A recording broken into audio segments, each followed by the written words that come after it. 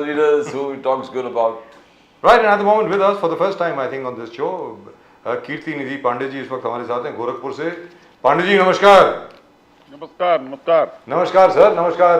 आपका स्वागत है नेशन नाउ में। बहुत बहुत शुक्रिया आपका कि आप हमारे साथ जुड़े। सर ये बताएं, गोरखपुर से रवि किशन जी वापस कैंडिडेट हैं भारतीय जनता पार्टी के, नंबर एक।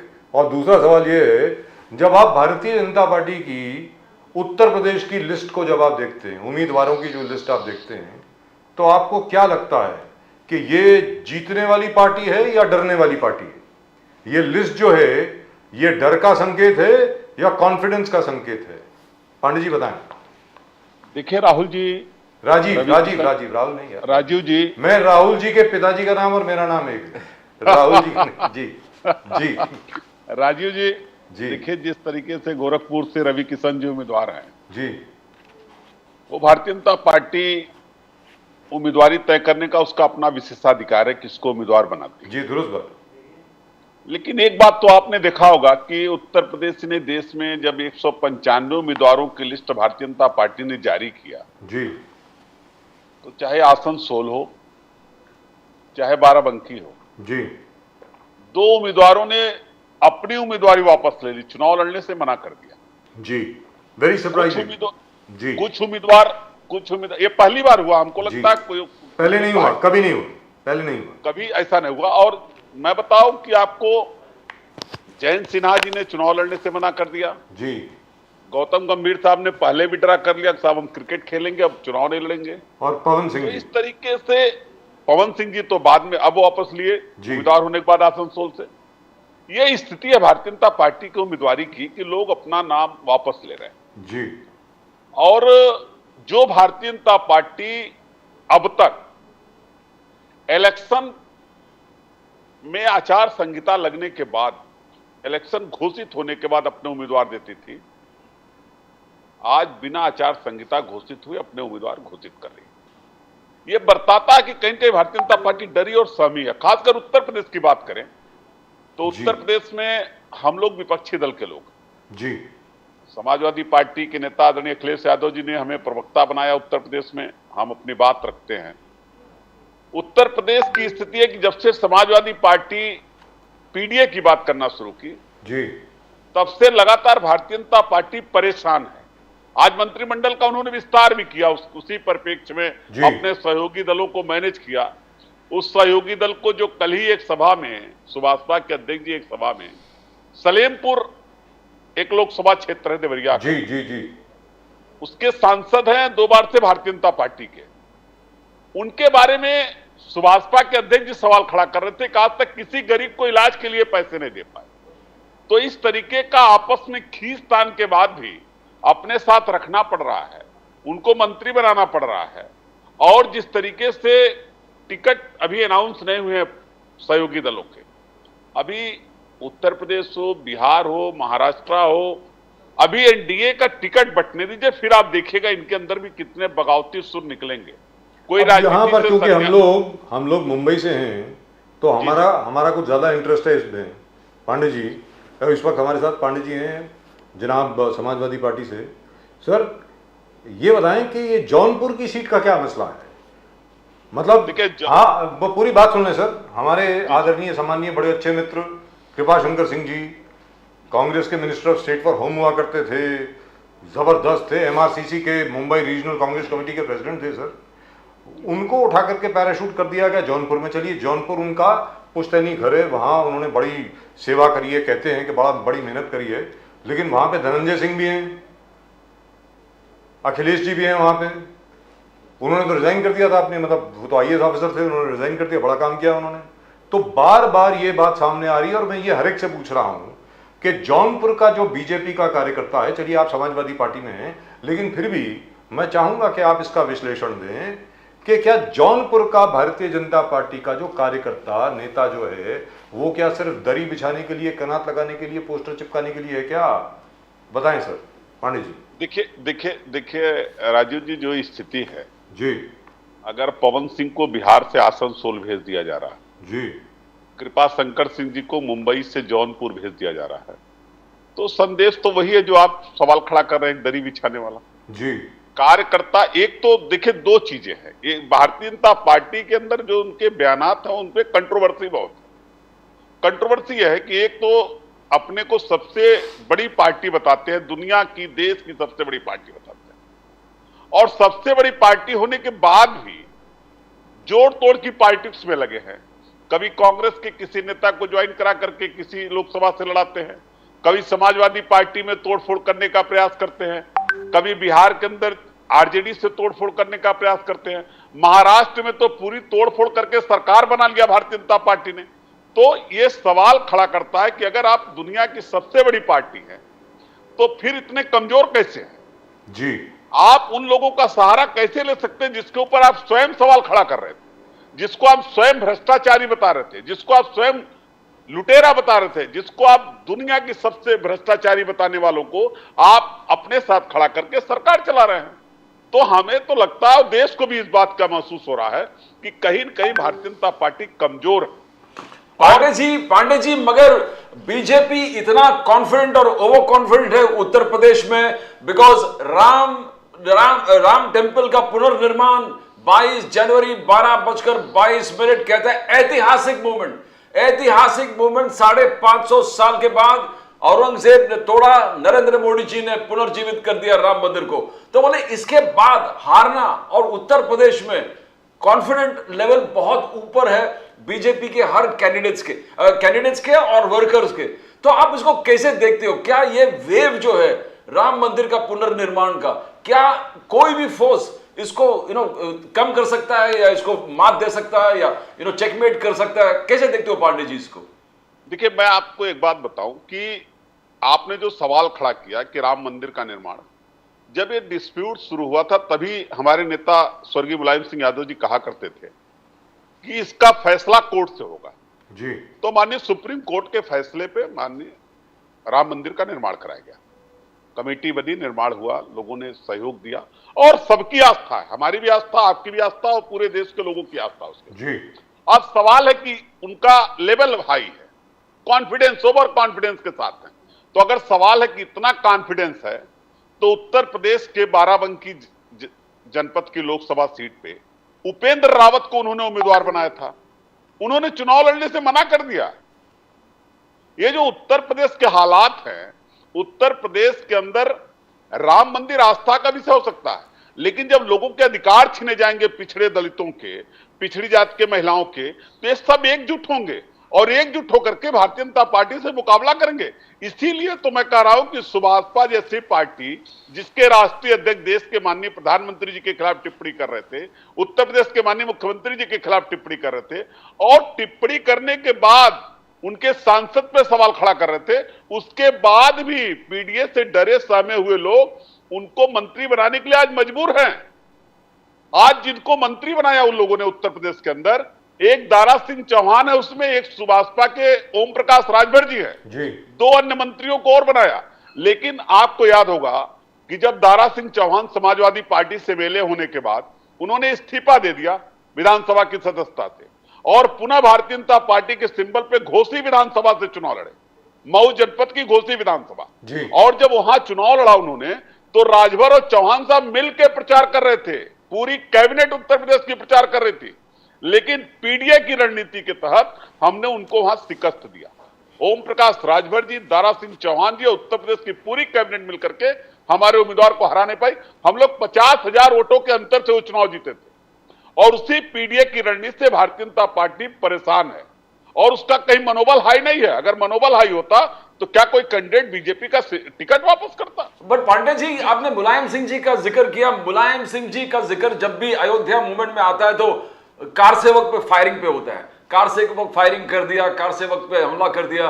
तो डू यू थिंक अगर बीजेपी राम मंदिर का टेम्पो अप करता है तो मुलायम सिंह जी का ये जो करना है वो आपके लिए थोड़ा प्रॉब्लमेटिक होगा, वोट शेयर के हिसाब से, वोटिंग पैटर्न के हिसाब से?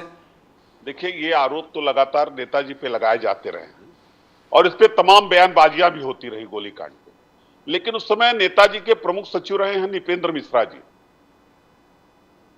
जो आजकल भारत सरकार में, और नृपेंद्र मिश्रा जी उस ट्रस्ट के अध्यक्ष भी हैं जिस ट्रस्ट के तहत मंदिर का निर्माण हो रहा है। जी।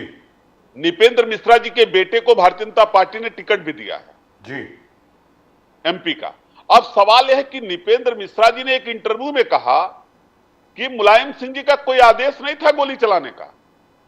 मुलायम सिंह जी का कोई आदेश नहीं था, माननीय कोर्ट का आदेश था, डिस्ट्रिक्ट एडमिनिस्ट्रेशन को उसका इंप्लीमेंट करना था और सुरक्षा कारणों की वजह से लोकल डिस्ट्रिक्ट मजिस्ट्रेट का फैसला था, उस जनपद के डिस्ट्रिक्ट मजिस्ट्रेट का फैसला था। यह निपेंद्र मिश्रा जी का बयान है, बाकायदा उसके कई इंटरव्यू वायरल है। जी हैं। अगर आप कहेंगे तो मैं वो इंटरव्यू आप तक भी पहुंचाने का प्रयास सबने करूंगा। देखा है। लेकिन ये तो नेताजी को कटघरे में खड़ा करने का सवाल खड़ा किया गया। और देखिए, कानून व्यवस्था के सवाल पे, जहां कानून व्यवस्था का सवाल होगा, सरकार कोई रहेगी तो वो कानून व्यवस्था का पालन कराना सुनिश्चित कराएगी। जी दुरुस्त बात। लेकिन पांडे जी ये बताएं, अभी अभी एक बड़ा रूमर चल रहा है, उत्तर प्रदेश से आ रहा है, बहुत मतलब यूट्यूब वगैरह पे चल रहा है, मेन स्ट्रीम चैनल पे किसी पे नहीं चल रहा है। वो ये है कि राहुल गांधी जी, अखिलेश यादव जी दोनों ने मिलकर के सुश्री मायावती जी से बातचीत की है और किसी भी तरीके से उनको मनाने की बात चल रही है कि आप भी इस तरफ आ जाइए, क्योंकि उनका भी 12-13% वोट है। अगर वो वोट इधर उधर हो गया तो भारतीय जनता पार्टी का फायदा हो जाएगा। क्या ऐसा कुछ चल रहा है पांडे जी? देखिए राजीव जी, इस बात की तो हमें जानकारी नहीं है, और अगर कोई भी इस तरीके का फैसला होगा, इस तरीके का निर्णय होगा तो आप तक हमें लगता है पहले पहुंचेगा निर्णय। हाय शाबाश। लेकिन एक बात, अभी राज्यसभा के चुनाव हुए हैं जी, मैं ये बात इसलिए कह रहा हूं कि इससे भी कुछ हमारे जवाब कुछ बहुत स्पष्ट हो जाएगा। जी, राज्यसभा के चुनाव में बहुजन समाज पार्टी के पास उत्तर प्रदेश के अंदर एक एमएलए, और उस एमएलए ने भी भारतीय जनता पार्टी के उम्मीदवार को वोट दिया, जी, संजय सेठ को।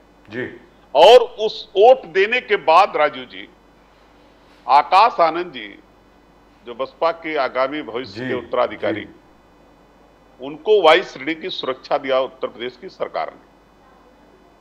तो आप खुद जजमेंट कर सकते हैं कि वो कितना हमारे साथ आने के लिए तैयार होंगे। जी, वो भारतीय जनता पार्टी से हमें लगता है डरी और सहमी हुई, सीबीआई ईडी इनकम टैक्स से डरी हुई, सहमी हुई।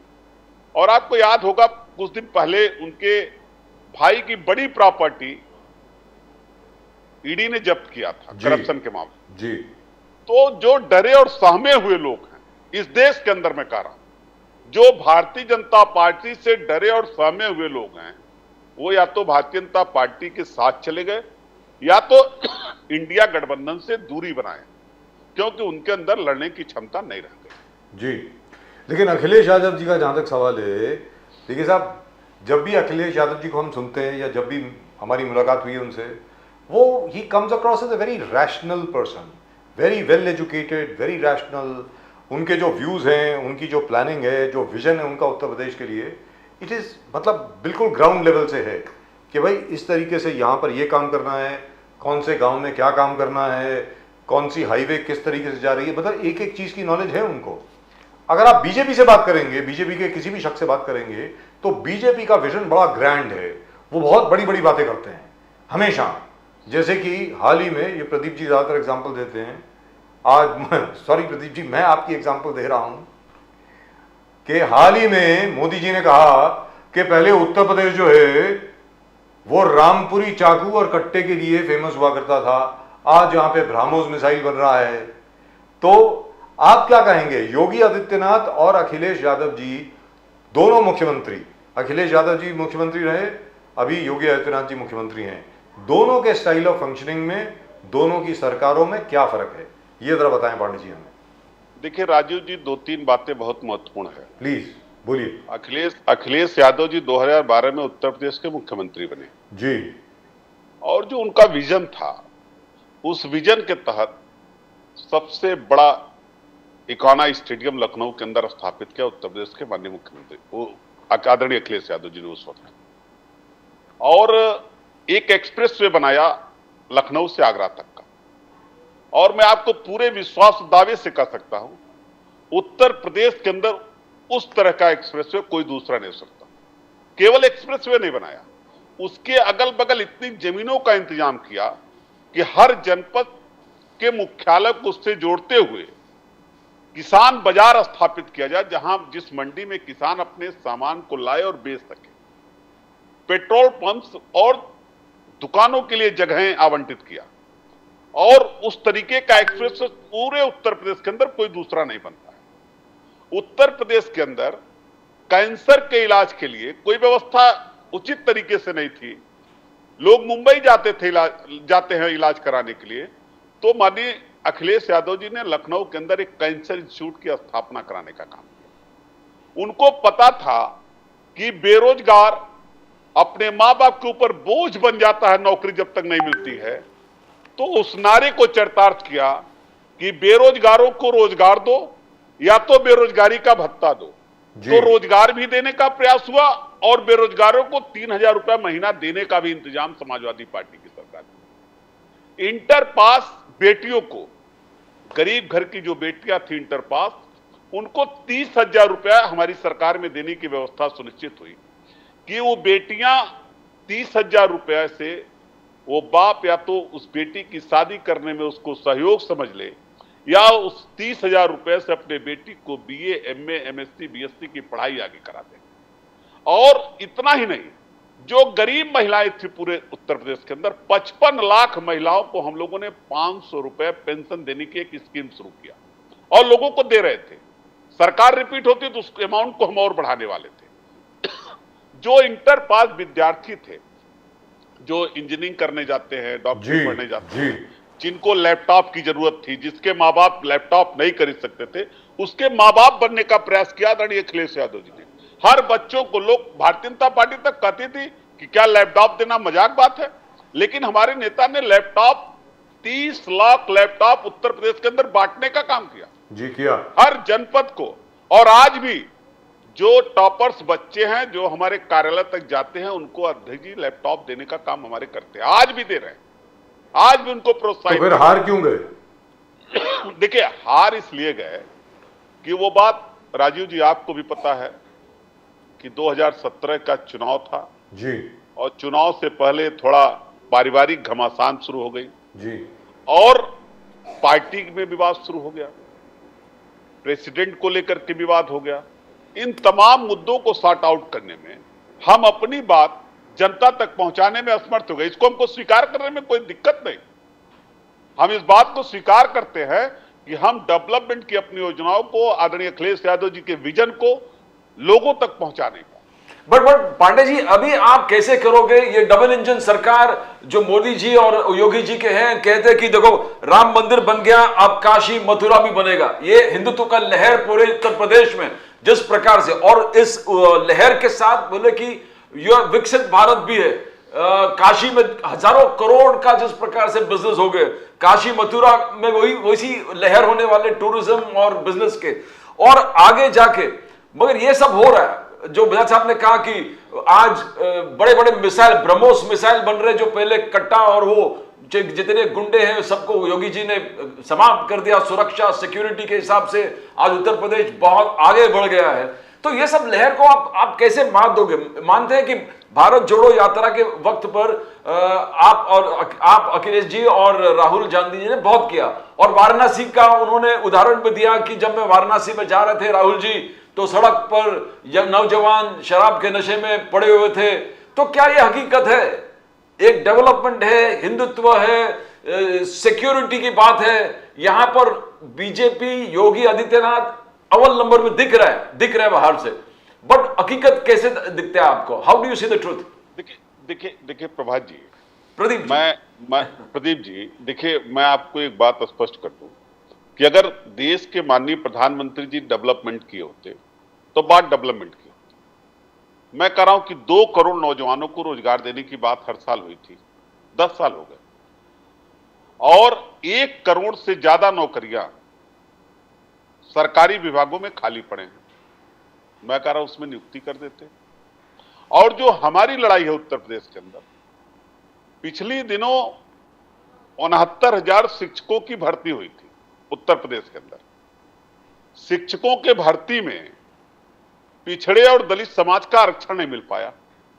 माननीय प्रधानमंत्री जी ने पिछड़ा वर्ग आयोग बनाया, उसको संवैधानिक दर्जा दिया, उस आयोग के अध्यक्ष ने उत्तर प्रदेश के माननीय मुख्यमंत्री जी को पत्र लिखा और कहा कि इस भर्ती में पिछड़े और दलित समाज की आरक्षण जितना प्रोवाइड होना चाहिए था वो नहीं मिल पाया, कृपया इनको उपलब्ध करा दीजिए, इनका नियुक्ति कर दीजिए। और आज आपको जान के आश्चर्य होगा, 600 दिनों से वो चयनित शिक्षक अभ्यर्थी लखनऊ के अंदर आंदोलन कर रहे हैं। उनका जो अधिकार है आरक्षण का, उससे उनको वंचित किया गया है। वो 600 दिनों से आंदोलन कर रहे हैं, लेकिन आज तक उनको न्याय नहीं मिल पाया। अब दूसरी बात बताता हूं, उत्तर प्रदेश के सभी विश्वविद्यालयों का स्टेटस आप चेक करेंगे, कितने प्रोफेसर्स हैं, कितने असिस्टेंट प्रोफेसर्स हैं, कितने हेड ऑफ डिपार्टमेंट्स हैं। ये विश्वविद्यालयों में जो नियुक्ति की गई, एक एक पदों की नियुक्ति की गई, एक एक पद, जिससे आरक्षण देना ही ना पड़े। तो ये जो साजिश हो रही है पूरी तरीके से आरक्षण को समाप्त करने की, सरकारी विभागों का निजीकरण करके जो आरक्षण समाप्त करने की साजिश है, नौजवानों को जो आउटसोर्सिंग पे रख करके उनके भविष्य के साथ खिलवाड़ करने की साजिश है, इसके खिलाफ समाजवादी पार्टी पीडीए पंचायत के माध्यम से हर विधानसभा में गांव गांव तक जाकर के अपनी बात पहुंचाने का काम करे और लोगों को यह बताने का काम करे कि भारतीय जनता पार्टी राम की बात करके, हिंदुत्व की बात करके आपके अधिकार को, आरक्षण के अधिकार को समाप्त करना चाहती है। वो अधिकार जो बाबा साहब भीमराव अम्बेडकर ने संविधान के तहत दिया। तो पांडे जी ये बताएं, आप गोरखपुर से हैं, इस वक्त भी शायद गोरखपुर में ही हैं आप, जहां तक मैं जानता हूं। गोरखपुर इंडस्ट्रियल डेवलपमेंट अथॉरिटी जो है, उनकी जो सीईओ हैं, उनका एक इंटरव्यू आया है इकोनॉमिक टाइम्स में, यहाँ की इकोनॉमिक टाइम्स में, और उन्होंने ये कहा है कि आज की तारीख में 25,000 करोड़ की एक्चुअल इन्वेस्टमेंट GIDA में आ गई, 25,000 crore. That's what she says. और उन्होंने ये भी कहा है माफ कीजिएगा कि 50,000 लोगों को गोरखपुर में नौकरी मिली। आप गोरखपुर से हैं, इसमें कितना राजू जी, नौकरी के नाम पर जो भारतीय जनता पार्टी बता रही है जी, आपको याद होगा कि राम लला की स्थापना जब हो रही थी जी, तो सारे चैनल देश के अयोध्या में थे। एक बड़े चैनल के इंटरव्यू में एक नौजवान ने कहा कि मैं अपना CV लेकर के घूम रहा हूं जी, तमाम होटलों में, तमाम जगहों पे, जहां जहां मैं गया सारे होटलों के मालिकों ने, मैनेजरों ने कहा कि हमारे पास सिर्फ वेटर की वैकेंसी है। अगर वेटर की वैकेंसी से ही रोजगार नापा जाएगा, वही पैमाना होगा नौजवान का, तो ये उत्तर प्रदेश के युवाओं के साथ मजाक ही तो है। और आज भी उत्तर प्रदेश के सभी सरकारी विभागों में पद खाली हैं, आउटसोर्सिंग से लोगों को नियुक्त किया गया है। 10,000 रुपए पे नौजवान नौकरी करने के लिए उत्तर प्रदेश के अंदर मजबूर है। 50,000 लोगों को रोजगार कहां मिला? मैं तो राजीव जी, आप महाराष्ट्र से, मैं आपको आमंत्रित करूंगा जी, एक बार गोरखपुर में आइए। ये उसी तरीके से है, मुंगेरी लाल के हसीन सपने दिखा रही है भारतीय जनता पार्टी की सरकार। मैं तो कह रहा हूं कि 2-2, 3-3 इन्वेस्टर समिट हुए, 6 लाख करोड़, 65,000 करोड़ लगातार, कितने 1,71,00,000 crore, 1.7 lakh crore global investors summit 2023 जी। इतना MOU हुआ जी, धरातल पर क्या है? मैं वही आपसे पूछ रहा हूं, क्योंकि यहाँ तो बहुत बड़ी पिक्चर पेंट की गई है सर। देखिए ये दिक्कत है कि पिक्चर बनाने में भारतीय जनता पार्टी के लोग माहिर हैं जी। मैंने कहा ना कि अगर इनका इतना कॉन्फिडेंस हाई होता तो इनके उम्मीदवार टिकट वापस कर रहे हैं कि साहब हम चुनाव नहीं लड़ सकते जी, हमारा सिंबल ले लीजिए। लोग अन्य दलों में उम्मीदवारी के लिए लाइन लगा रहे हैं और इनके यहाँ सिंबल वापस हो रहा है जी। ये पहली बार इतिहास में कि इनके उम्मीदवार, जिसके कितना मंथन हुआ था टिकट घोषित करने में, राजू जी आप सोचिए, प्रधानमंत्री 7-8 घंटे बैठक चली थी, महामंथन, और महामंथन से जो निकला उसमें भी लोग टिकट वापस कर रहे हैं। तो रवि किशन जी जो हैं, आपके जो MP हैं, आपके भी MP है ना सर, आप मतलब भले आप समाजवादी पार्टी से हैं तो MP आपके भी गोरखपुर से ही हैं। गोरखपुर शहर के MP हैं जी। तो उन्होंने क्या किया है गोरखपुर के लिए अभी तक? वो बस जितनी बार उत्तर प्रदेश के माननीय मुख्यमंत्री जी आते हैं, उनका चरण स्पर्श करते हैं, स्टेज से कुछ चुटकुले सुनाते हैं, जी मुख्यमंत्री जी का आशीर्वाद लेते हैं, और अपने तो उनके पास तो बच्चों की संख्या है, लेकिन पार्लियामेंट के अंदर जनसंख्या नियंत्रण की बात करते हैं, प्राइवेट बिल लाते हैं। एक भी डेवलपमेंट के बड़े काम भारत सरकार के तरफ से रवि किशन जी के प्रयास से पिछले 5 सालों में गोरखपुर के अंदर नहीं हो पाया। पांडे जी, ये सोशल एम्पावरमेंट के माध्यम से क्या मोदी सरकार, योगी जी सब मिलके सोशली एम्पावर कर पाए हैं ओबीसी सेगमेंट को? ओबीसी सेगमेंट को उन्होंने अलग अलग बांट के मौर्य, लोधी, यादव, जटाव, निषाद, यानी इन सबको मंत्री बना दिया, इनको एम्पावर करने का काम किया, और अलग अलग अपॉर्चुनिटीज, जैसे बहुत सारे फंड्स है, जैसे समाज है, जो काम करने वाले समाज को एम्पावर करीबन 13,000 करोड़ अलग अलग फंड्स पास करके, क्या ये इम्पैक्ट हुआ है?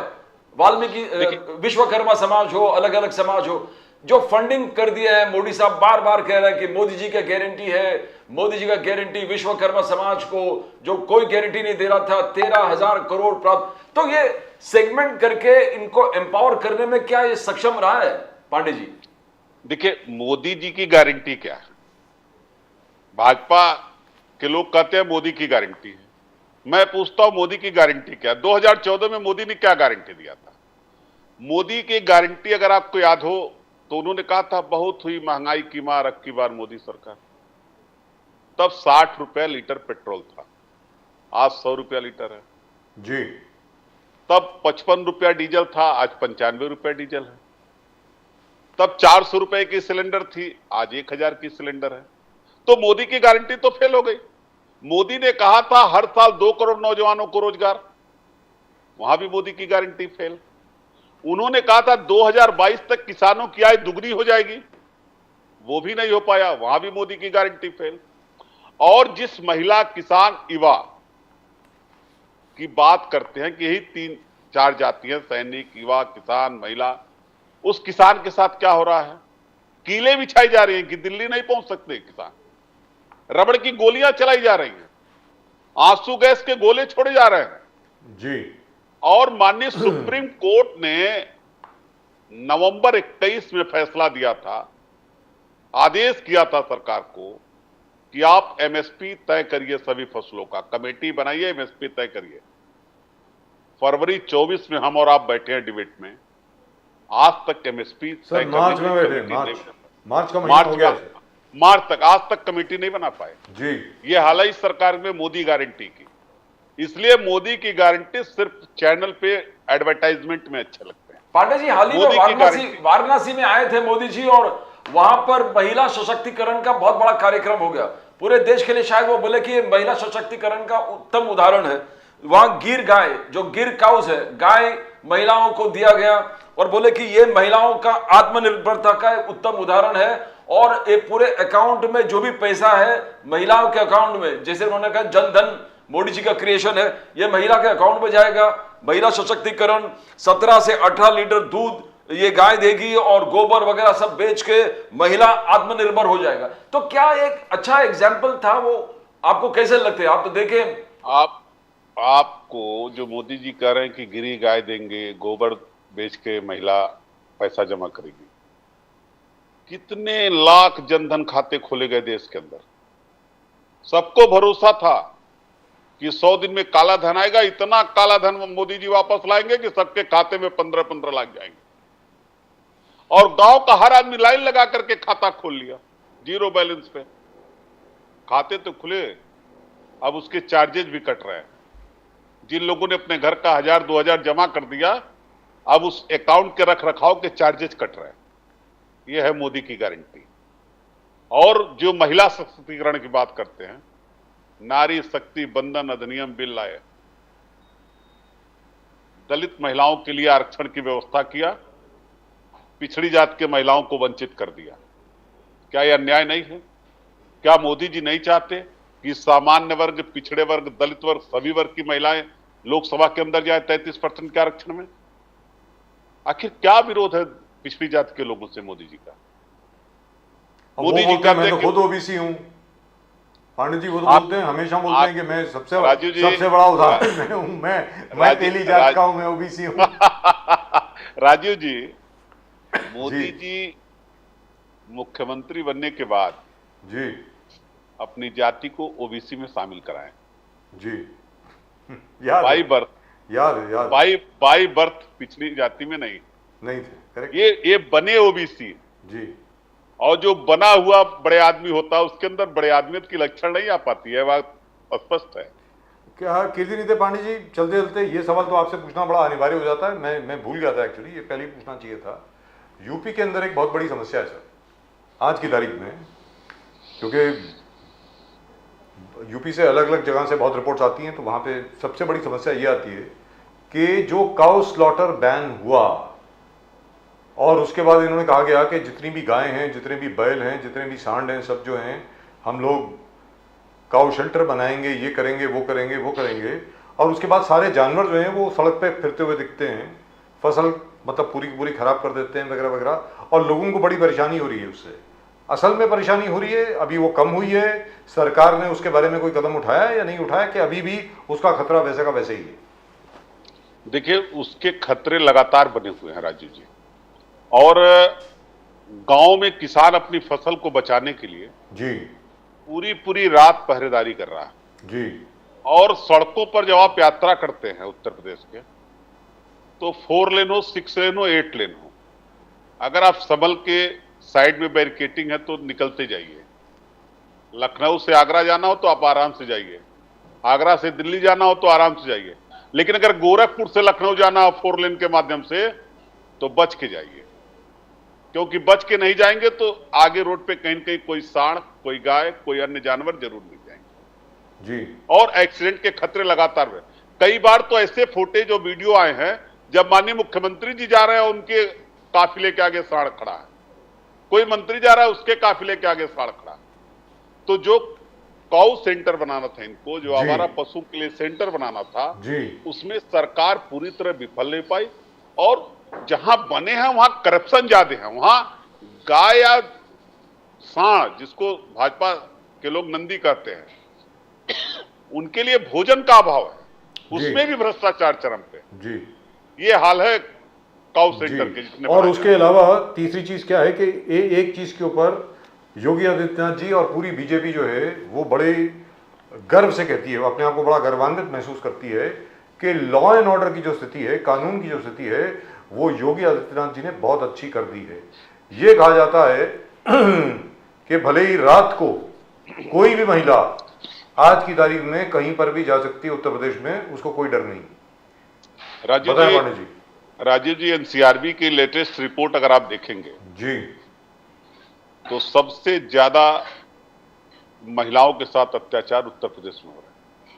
ये मैं नहीं कर रहा हूं, ये एनसीआरबी के आंकड़े कह रहे हैं। जी दहेज हत्या हो, महिला उत्पीड़न हो, सामूहिक गैंगरेप हो, रेप हो, उसके बाद हत्या का मसला हो, ये उत्तर प्रदेश के अंदर महिलाओं के साथ सबसे ज्यादा हो रहा है। तो कानून व्यवस्था, जो लोग ये दावा कर रहे हैं कि महिलाएं रात में 12 बजे भी जा सकती है, 2 बजे भी जा सकती है, उनको इन एनसीआरबी के आंकड़ों को देखना चाहिए। और जमीनी हकीकतें हैं कि महिलाओं को आज भी सड़कों पे निकलने से डर लगता है। हाथरस की घटना आपको याद होगी, क्या हुआ बेटी के साथ। जी जी जी बाराबंकी के अंदर एक दलित बेटी के साथ क्या हुआ। इस कानपुर के अंदर उस महिला के घर पे बुलडोजर चला दिया गया, वो महिला और बेटी जल के मर गई। आप इस तरीके की जो स्थिति है उत्तर प्रदेश के अंदर, तमाम घटनाएं, फर्जी फेक इनकाउंटर है उत्तर प्रदेश के अंदर, ये सब तमाम घटनाएं जो हैं, और मैं तो कहता हूं कि तमाम ऐसे लोग जिनको आप मुंबई से जानते होंगे कि हिस्ट्री सीटर और बड़े अपराधी, उनके खिलाफ कार्रवाई क्यों नहीं हुई? क्या वो संत हैं? चाहे बनारस हो, चाहे गोंडा हो, चाहे प्रतापगढ़ हो, चाहे फतेहपुर हो, चाहे जौनपुर हो, क्या ये लोग संत हैं? ये लोग अपराध की श्रेणी में नहीं आते? इनका बनाया हुआ साम्राज्य पूजा पाठ से बनाया हुआ साम्राज्य है, इनके ऊपर बुलडोजर क्यों नहीं चला? क्यों नहीं चलता सर? ये तो बता दें क्यों नहीं चलता? क्योंकि सब लोग ठाकुर हैं, ये क्या है? इसलिए नहीं चलता कि सब लोग सरकार के मुखिया के स्वजाति लोग हैं, तो क्या ज्यादातर वो बचाने का प्रयास बुलडोजर, करते ये भी कहा जाता है फॉर एग्जाम्पल द वायर की रिपोर्ट है, द प्रिंट की रिपोर्ट है, उसके बाद scroll.in की भी रिपोर्ट है कि ज्यादातर जो बुलडोजर चला है वो ज्यादातर मुसलमानों के घर पे चला है। क्या ये सही? देखिए देखिए निश्चित रूप से अभी आपको राजू जी एक उदाहरण बताता हूं। जी पीएचयू में एक बिटिया के साथ गैंगरेप हुआ, वो तीन के तीनों भारतीय जनता पार्टी के कार्यकर्ता जी, बीएचयू में, बनारस हिंदू यूनिवर्सिटी में, जी हाँ जी, और वो सब के सब मध्य प्रदेश में 1.5 महीने 2 महीने चुनाव प्रचार करते रहे। जी, उनके घर बुलडोजर क्यों नहीं चला? क्यों नहीं चला? नहीं चला। इसलिए कि वो भारतीय जनता पार्टी के लोग थे। आप निष्पक्षता के साथ अगर लॉ एंड ऑर्डर मेंटेन करना चाहेंगे तब लॉ एंड ऑर्डर मेंटेन होगा। पक्षपातपूर्ण रवैया करेंगे, केवल माइनॉरिटीज के एमपीज को, एमएलएज को टारगेट करेंगे, पूर्व मंत्री को टारगेट करेंगे, उनके खिलाफ एक्शन लेंगे, माइनॉरिटी के लोग कहीं मुलजिम होंगे उनके घर पे बुलडोजर चला देंगे। कानपुर के अंदर आपको याद होगी घटना हुई थी, कानपुर के अंदर बुलडोजर चला माइनॉरिटीज के घरों पे। अब आप 50 साल से बने मकानों का नक्शा खोज रहे हैं, जब नक्शा पास ही नहीं होता था। जी, नोटिस देकर के उन गरीबों का मकान गिरा रहे हैं।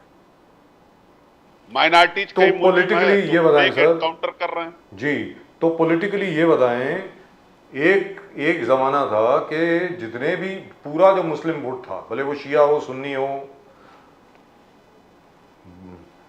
बरेलवी हो, देवबंदी हो, वो पूरा का पूरा समाजवादी पार्टी को पड़ता था। क्या अब भी वही वस्तु स्थिति दोबारा उत्पन्न हो गई है? क्या ये पूरा वोट आपके पास आ रहा है वापस, या अब भी आदरणीय सामान्य असदुद्दीन ओवैसी साहब जो हैं वो वहां पर कोई 55-50 के करीब अपने कैंडिडेट खड़े कर देंगे ताकि आपका वोट कट जाए? बताएं पांडे जी। और ओवैसी जी ने बार बार यह हाईलाइट कर दिया है कि हमारा 20% वोट है, स्टेट इलेक्शन में हमारा सीएम क्यों नहीं बनना चाहिए। करेक्ट है। और यादव जी के, अखिलेश चाहिए। यादव जी के सिर्फ 9% वोट है, वो सीएम कैसे बनेंगे? वो अन्याय है। देखिए माइनॉरिटीज पूरी तरह सेकुलर है, और ओवैसी साहब महाराष्ट्र में भले कुछ कहें, बिहार में कहें, उत्तर प्रदेश में आकर के कहें, लेकिन हकीकत तो यह है कि तेलंगाना में भी माइनॉरिटीज को रोक नहीं पाए। सारे के सारे माइनॉरिटीज वोटर कांग्रेस के साथ चले गए। जी, गए। तेलंगाना इसका साक्षात, और जहां से ओवैसी का जन्म हुआ राजनीति में, वहां भी माइनॉरिटी को नहीं रोक पाए। माइनॉरिटी पूरी तरह सेकुलरिज्म के साथ है, सेकुलर मतदाता है, और वो पूरी तरीके से उत्तर प्रदेश में समाजवादी पार्टी और इंडिया अलायंस के पक्ष में मतदान करेगा, उनके साथ है। क्या बात है सर। तो चलते चलते, काफी टाइम हो गया सर, चलते चलते छोटी सी बात, 80 सीटें हैं उत्तर प्रदेश में। समाजवादी पार्टी को कितनी मिलने वाली हैं, कांग्रेस को कितनी मिलने वाली है? 17 तो आपने कांग्रेस को दी हैं, बाकी आपके पास हैं। 80 में से इंडिया अलायंस को कितनी मिलेंगी? चलिए ये बता दीजिए। देखिए मैं तो भविष्यवक्ता नहीं हूं, ज्योतिष नहीं हूं। हम लोग कार्यकर्ता है, जमीन पे काम करते हैं। हमारे नेता ने कहा है जी, जी। उत्तर प्रदेश के अंदर 80 हराओ, भाजपा हटाओ। 80 हराओ, भाजपा हटाओ, चलो। और उत्तर प्रदेश से ही वो दिल्ली की सत्ता पाए हैं, उत्तर प्रदेश से ही दिल्ली की सत्ता जाएगी। तो मतलब पूरी 80 आपको आ रही है? 80 की 80 हराओ, भाजपा भगाओ। Right, thank you so much Pandey ji, बहुत बहुत धन्यवाद आपका हमारे साथ जुड़ने के लिए। पहली बार आप नेशन नाउ से जुड़े, आपका बहुत बहुत शुक्रिया, बहुत बहुत धन्यवाद आपका। आप सबका धन्यवाद कि आप सबने मुझे बुलाया। Thank you so much sir. जय सिया राम, हर हर महादेव। जय सिया राम, जय सिया राम, जय सिया राम। हाँ, बीजेपी के लोग जय श्री राम बोलते हैं, हम लोग जय सिया राम बोलते हैं सर। जय सिया राम ही अच्छा है। राधे जय सिया राम। जय सिया राम जी। नमस्कार। नमस्कार। Well, so that's the analysis of the UP situation. Naturally, the Samajwadi Party is not expected to praise the BJP, just like the BJP is not expected to praise the Samajwadi Party. So that's where we stand right now. That is where we stand. आप लोग क्या समझते हैं उत्तर प्रदेश के बारे में? I really would love to know what the people think. आप लोग क्या समझते हैं उत्तर प्रदेश में? क्या Akhilesh Yadav is he making a comeback, or will he be able to even retain his 7 seats that he won earlier? 6 या 7 सीटें उनको मिली थी। You know, I'm just perplexed. How are you going to beat Hindutva and how are you going to beat development? Because here, whatever you talk about security, whatever statistics talk about, on the field, we find the woman feels more safer. I mean, what you feel is what you can talk about. The women feel that they're safe. They believe that security has been, his forte. Yogi Adityanath, he's continued with staunch, strong Hindutva, and development is concerned, he's way ahead. You got all the top corporates coming out there, and as we talk from Rampuri, Kattas to BrahMos Missile, I mean it talks, it tells the whole story.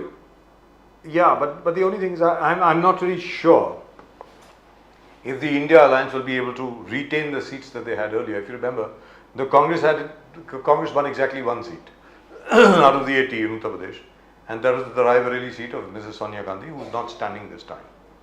And notwithstanding anything, I am reasonably certain that the India alliance showing will be much better in terms of vote share.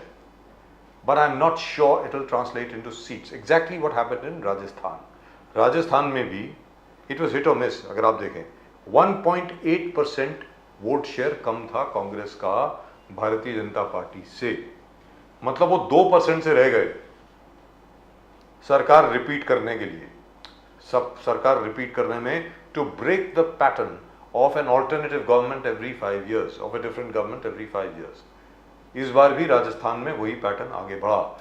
मुझे ऐसा लगता है उत्तर प्रदेश में और बिहार में भी वही होने वाला है।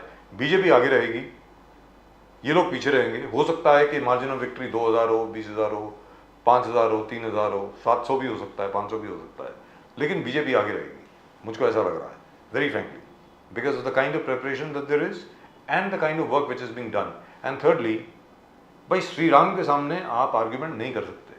श्री राम के सामने कोई डिबेट नहीं है। अभी श्री राम भी है, महादेव भी है, भगवान कृष्ण भी है।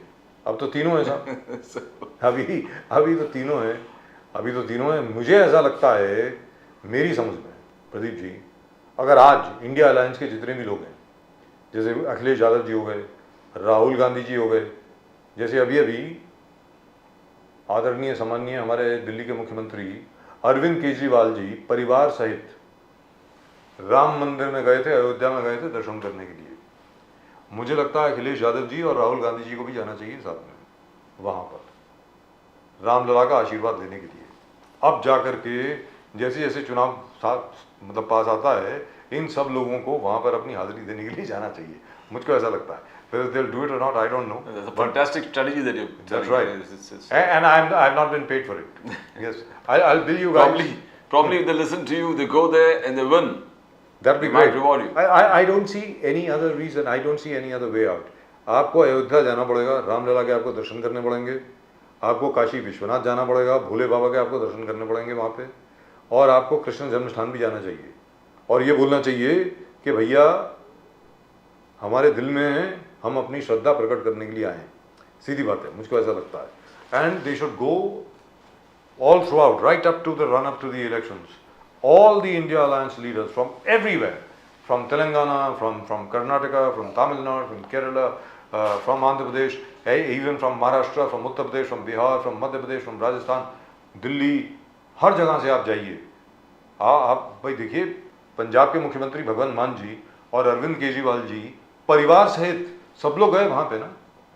It led to, I mean, Your plan is to hijack the movement. That's right. Hijack the Hindutva movement. Or at least not allow it to go straight into the BJP's lap.